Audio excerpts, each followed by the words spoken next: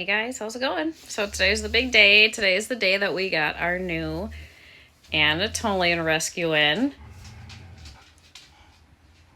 We have some grumbling happening down the hall. Okay, let's take a look at her. All right, so here she is. My nervous girl. It's already been a long day with her. We got her at, I'm trying to think what time. It was like noon probably. It's 5:30 in the evening now, but we got her at like noon. By the time we got home, and introducing her to, we've just been, oh, you're gonna piddle on the floor. Hold on. Real life, folks. She's anxious. She's pacing. She's thinking she has to mark. I'm not freaking out about a whole lot of it right now.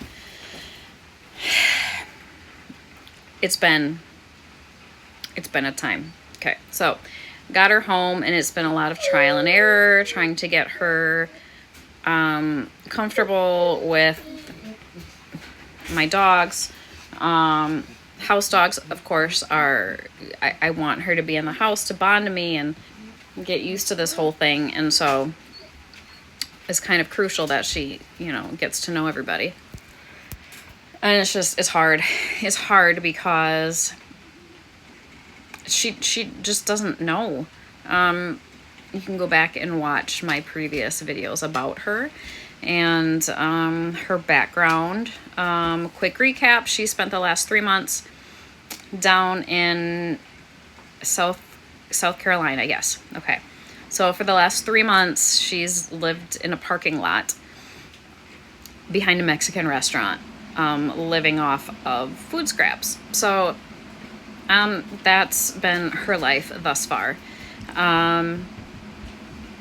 Anything that has happened before it is a mystery. The gal that's been wonderfully fostering her for like the last 2 weeks guesses that she was just dumped off there. And now from what I'm seeing of her behaviors here in the house, I will definitely agree with that. Because so I took in another rescue like a month ago, another Anatolian Shepherd female, and this is why I know for a fact how that one was raised. She was from Shantz, down in Ohio, and has lived the last 2.5 years of her life, 2 years, in a small kennel on a chain. Not small, that sounds like just a tiny, like 8x8. Larger than that, but on a chain within this cage outside. Was a try and fail at being a livestock guardian dog, so they chained her up there and then got rid of her. So, anyway, if I compare and contrast these two females, I can definitely tell that the way that Shantz acted when I first got her in and started her in a house, she was terrified of every house noise, but felt very confident and secure outside. So, like, she's out working already. She's with my male Yusuf. She's out there 24/7 already, and amazing. I would have never guessed in a million years that things would go as smooth as what they have with her. She's a rock star outside and comfortable. Put her in a house, she's very anxious. Basic little sounds that we take for granted in the way that we move and the way we do things. She gets in the house and she's like, oh my gosh, there's a fan. What is that? Oh my gosh, a ceiling fan. It's coming from the sky and it's going to kill me. A vacuum? Holy heck. Opening a plastic garbage bag? Going through the roof. Now, this gal here, I will all but bet that she came from being somebody's house dog up until now, because she's very comfortable in the house. She, as I'm just moving and going, she's just like she doesn't even flinch at any of the normal noises and movements of a house. So that makes me feel like that's probably where she's been. Not doing great with other dogs. Yeah, she's not doing super great at this. So I don't know if she has not been around other dogs, if she was in like a single dog household before.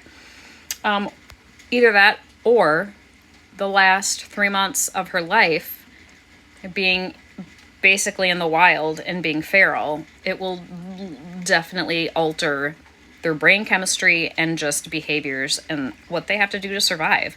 So that could be a part of it too. So when they're out and they're living their feral life, it absolutely is like shoot first, apologize later. You have to act big and hard and tough, because if you don't, you're exposed and you're open and you're vulnerable. So that's her first defense here is bite first. That's her first thing, not with people, but with the other dogs. She doesn't even give a chance. First thing she's going to do is bite. And then but she's not aggressive. I know that probably doesn't make sense to most people, but she's not biting out of aggression. She's biting because, like, what else am I supposed to do here? Like, get away from me. I'm scared. So, the one she gets along with best actually is Khan, my male Cane Corso. He's extremely dominant. I'm going to post some videos of their first meeting. He's very confident. He's very strong.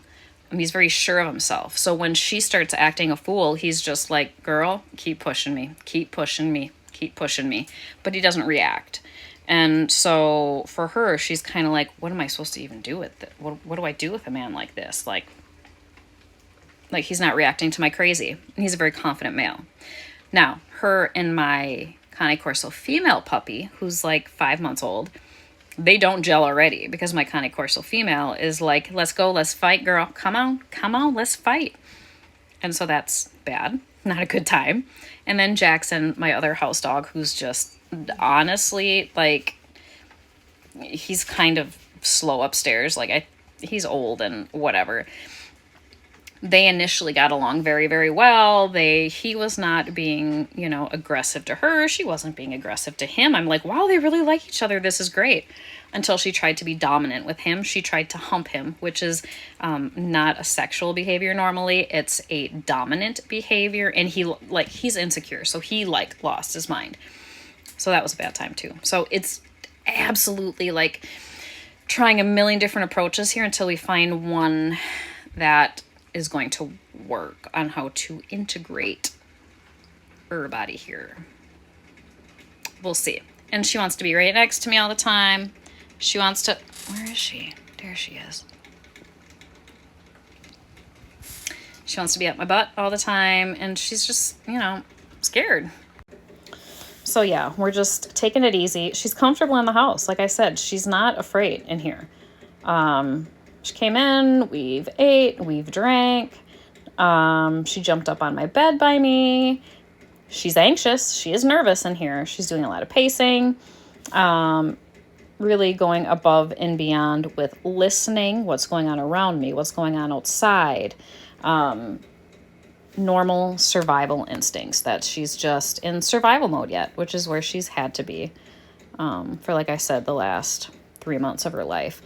And a lot of shifting around, a lot of changing. When you think about this dog going to somebody's house and then getting literally dumped off somewhere else and having to be on your own in the wild and try to figure out how am I going to live for a few months, and then get picked up by somebody to stay with them for a couple weeks, and then get shifted again. And then she was with a transporter for 24 hours. So just as she starts warming up to that transporter, now she's dumped off again, and now she's here.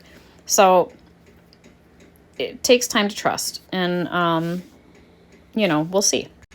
I'm going to DNA test her to see, I'm assuming Anatolian Shepherd dog, but there are some traits that she's displaying that I want to make sure that she's an Anatolian. She has double dew claws in the back. That is not a dominant trait in the Anatolian. There are Anatolians that can have that as a recessive trait, I believe. It's not one that you'll commonly see.